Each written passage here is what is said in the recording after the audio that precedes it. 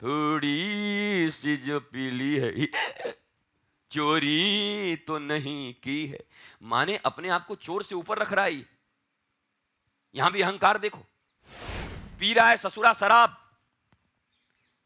P रहा है नश्वर चीज, इसकी बुद्धि उत्तेजित होगी, ये गंदे काम करेगा, गर्हित काम करेगा। हम दूसरों से हमको कोई मतलब नहीं, हम खुद पीते हैं। जीवन में एक आदमी कोई व्रत ले ले कि हम जीवन में किसी से मिलेंगे नहीं, खुद पिएंगे, उसके लिए तो मैं एक कमरा बनवा दूं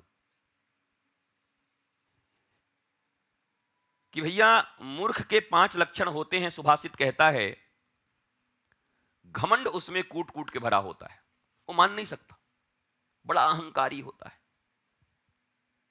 आई एम ऑलवेज राइट। अब मजबूरी में कहीं मान भी ले, जरूर मजबूरी में अब 10 आदमी घेर लें, पटक के मारने लगे, तब तो बाप कह देगा कि आप ही मेरे बाप हैं, ओरिजिनल बाप तो मेरा अच्छा नहीं था, सच्चे पिता आप, आपकी फोटो लगाऊंगा। 10 आदमी घेर के पटक के मारने लगे तब तो बाप बना लेगा वो। तो उसको क्या कहोगे, बड़ा विनयी आदमी है। हाँ देखिए तो कितना विनय है इनके भीतर में, दुर्जनों से भी नहीं लड़ते। अरे इसलिए नहीं लड़ते कि पटक के 10 आदमी मिले हुए हैं, चटनी बना देंगे भी इनकी। परिस्थितिगत विनयी बना हुआ है, विनयशीलता इसके भीतर, विनयी है नहीं ये।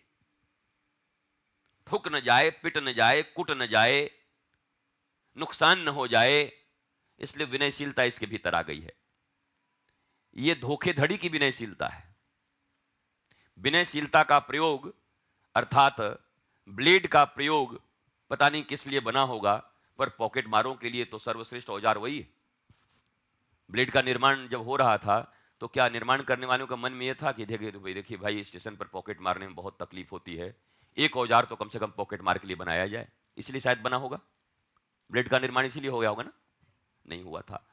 मानव के जीवन में कुछ सुविधा उत्पन्न हो जाए इसलिए ब्लेड बनाई गई होगी, पर मानव के जीवन में इतनी असुविधा पैदा कर दी इन पॉकेट मारों ने कि मां अत्यंत बीमार है और कोई 50,000 रुपए लेकर के मां अंतिम सांस गिन रही है, इलाज के लिए चला जा रहा है और ट्रेन में रोता बिलखता, पर इनको कोई मतलब नहीं, उसका भी पॉकेट काट लेते। मां भी चली गई, पुत्र भी समाप्त हो गया, किसी की बेटी का विवाह टूट गया, कोई रोग से मर गया, पर ये पॉकेट मार टाइप के गंदे लोग ये ब्लेड का यही प्रयोग करेंगे। ये निकृष्ट लोग हैं। ब्लेड का निर्माण किस लिए हुआ था इससे उनको मतलब नहीं है, ब्लेड का प्रयोग ये लोगों के जीवन को लेने के लिए करते हैं। अच्छा ये कहते क्या है, हम मर्डर तो नहीं है ना, किसी का जान तो नहीं मारते हैं, छोड़े कहां, तिल तिल करके मरने के लिए छोड़ दिया।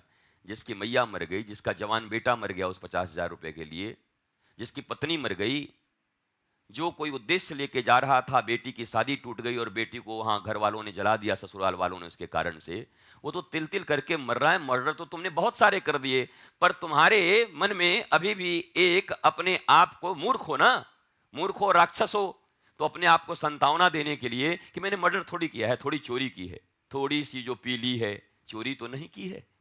अब देखो ये गाना भी कैसा है, ये ससुरा जो पिया है शराब, जिसके कारण इसकी इंद्रियां उत्तेजित होंगी और ये पता नहीं क्या हो जाएगा, ये भी कह रहा है थोड़ी सी जो पीली है चोरी तो नहीं की है। माने अपने आप को चोर से ऊपर रख रहा है। यहां भी अहंकार देखो। पी रहा है ससुरा शराब,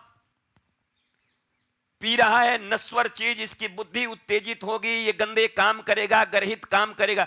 हम दूसरों से हमको कोई मतलब नहीं, हम खुद पीते हैं। अब ये खुद पी के बाकी दुनिया का तो जीवन नरक किए हुए है। तू समाज में जहां रहेगा तो वैसे ही रहेगा। शराबी कबाबी आदमी, शराबी कबाबी आदमी जहां भी रहेगा, घर में रहेगा, अपने माता पिता को कष्ट देगा, घर से निकाल देंगे डंडा मार करके तो पड़ोसियों को कष्ट देगा, गाली गलौज करता फिरेगा, तेरी मां तेरी बहन करता चलेगा। तो ये दो कौड़ी के शराब तुम्हारे भीतर आकर के तुम्हारे विचार को विचलित करेंगे। तुम कह रहे हो हम अपना पिए हैं, दुनिया का क्या? अरे दुनिया के लिए तो तुम नुकसान बन गए हो, दुनिया के लिए तुम नुकसान बन गए हो। कोई जहर आके खीर में मिल जाए और खीर में कोई मिला दे और आदमी कहे हम क्या आपके मुंह में डाले हैं, हम तो धीरे से खीर में डाले हैं।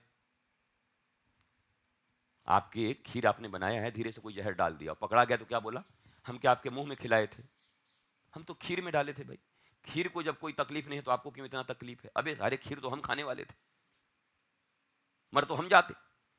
तो ये जितने शराबी कबाबी लड़के लड़की के पीछे भागने वाले उदंड, इंद्रिय अतृप्त लोग, बेचैन आत्मा, व्याकुल आत्मा,